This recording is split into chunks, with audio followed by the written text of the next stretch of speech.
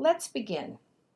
This lecture will present some of the social, legal, and ethical issues we are faced with when caring for women in OB and GYN. Look at the pictures on this slide. All are controversial in their own way. Where and what are the issues affecting women? We start with the birth rates. The actual OB mortality and statistics is covered in another lecture. However, we'll discuss a few things here. For the first time in 5 or 6 years, the birth rate has increased in the United States. Despite the Affordable Care Act, there are still about 17% of pregnant women who either have late or no prenatal care for a variety of reasons. As you know, poor prenatal care increases the risk of a poor outcome pregnancy, affecting the mother, baby, or both. Delayed access to care is highest among teens less than 19 years of age. They either don't see the need, they're denying that they're pregnant, or they fear the healthcare providers. When we look at delayed access to prenatal care and ethnic groups, the American Indian, Alaskan Native mothers, mixed-race mothers, and that should be mixed race mothers, and Black mothers account for about 66% of late or no prenatal care patients.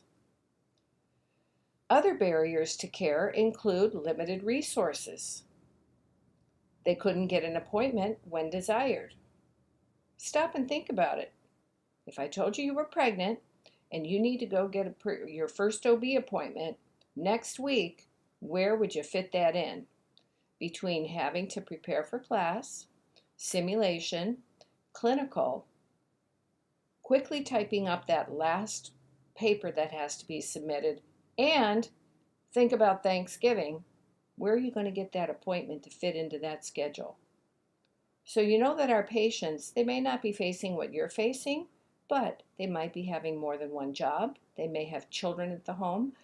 They have to go get them from school, and it's very difficult to fit a doctor's appointment in. Some don't have transportation, and some do not realize that they are pregnant during that first trimester. There is definitely plenty of healthcare providers, so it is up to us, the nurse, to assure the quality of healthcare and reach out to women early in pregnancy. Teach them about the importance of caring for themselves and their babies to improve outcomes. When we look at poverty, we always think about insurance. Despite the Affordable Care Act, insurance premiums are high, co-payments are high, and some providers are not willing to take certain types of plans. Premiums and deductibles for working middle class are very high and higher than they were before the Affordable Care Act took place. Therefore, it limits care access. Poverty continues to be the barrier because there are so many other things to worry about that are far more important than coming to a healthcare provider. Things like gas in the car, food for my children, clothes on their backs, etc. Some of the other issues that are affecting women are reproductive issues. Birth control continues to be the woman's responsibility. When you consider the numerous methods available, only 2 are for men: condoms and vasectomy. All the others require the woman to use, take, go and be fitted for, etc. Safety and domestic violence is an issue affecting both genders, but more so for women.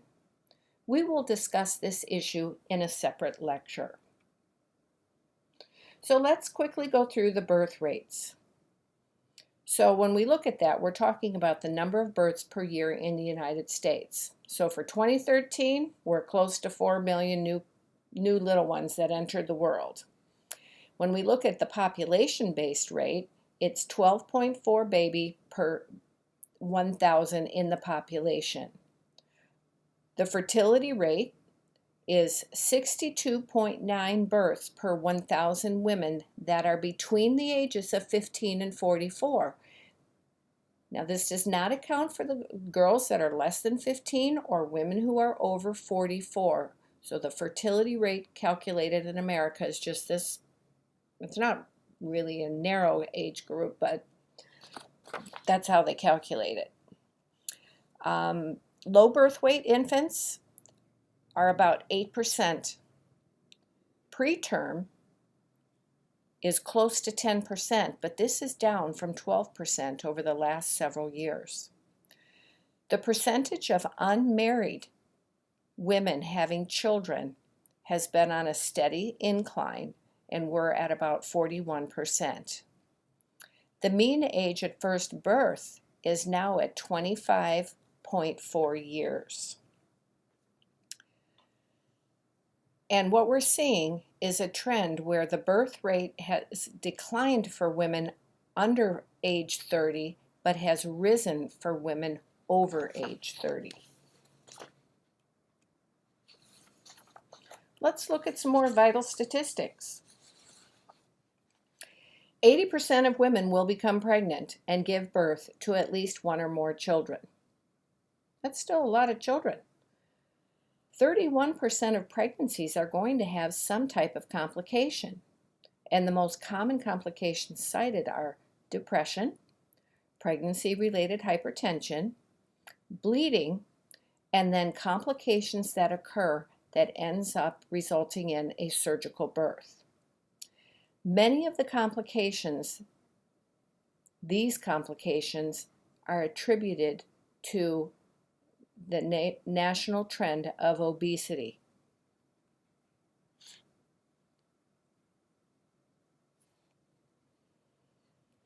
So when we look at other factors complicating births, severe complications are rare.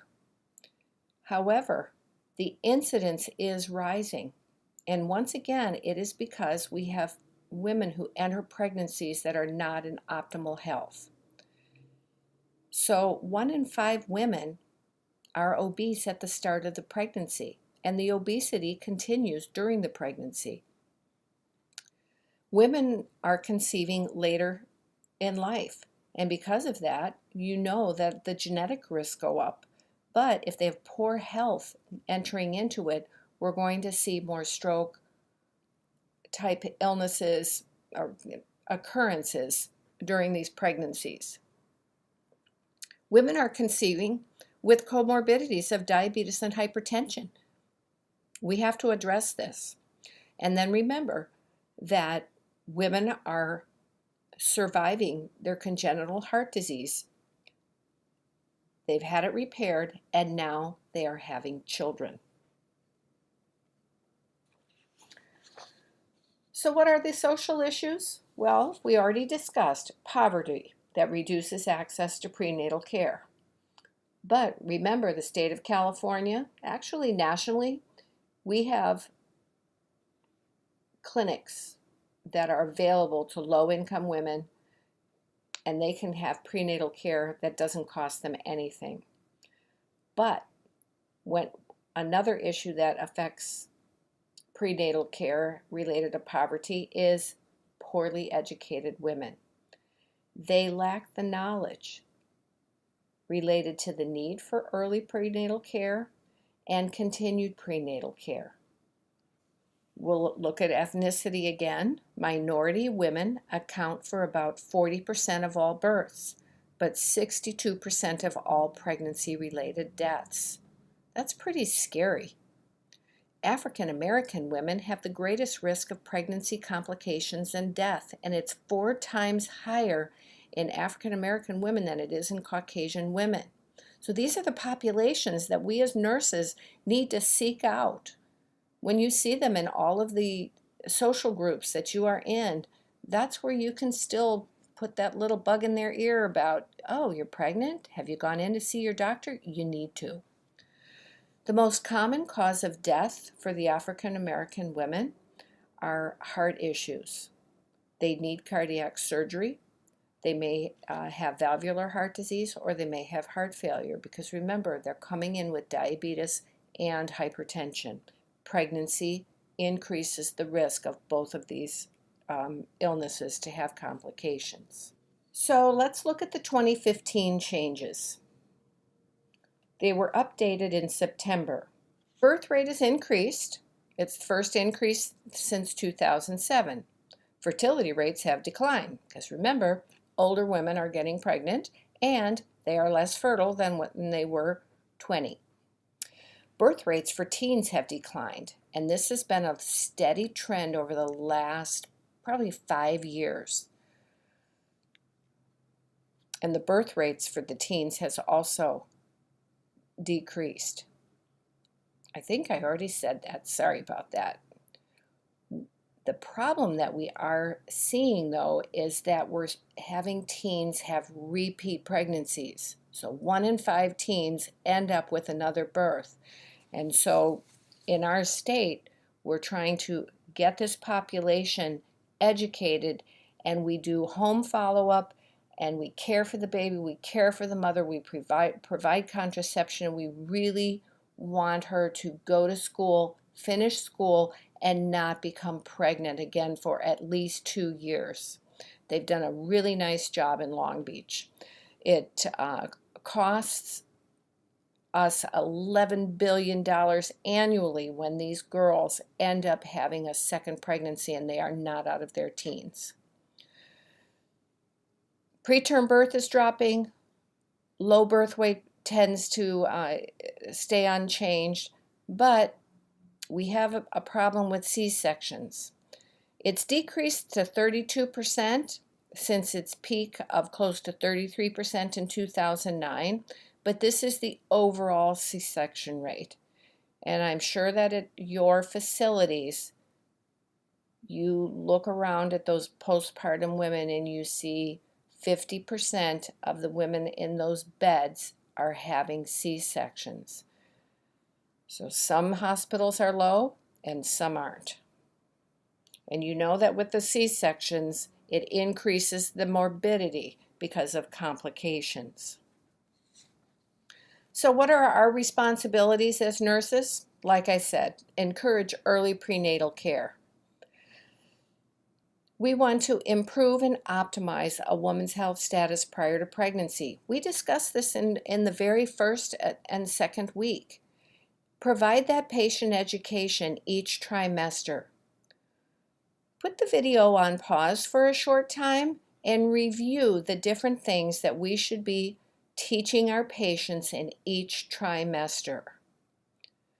And last but not least, we want to educate our patients about the variety of prenatal screening that can be done so that we can know what problems might be present and we can address those early. So this ends part 1 of social, legal, and ethical issues in women's health.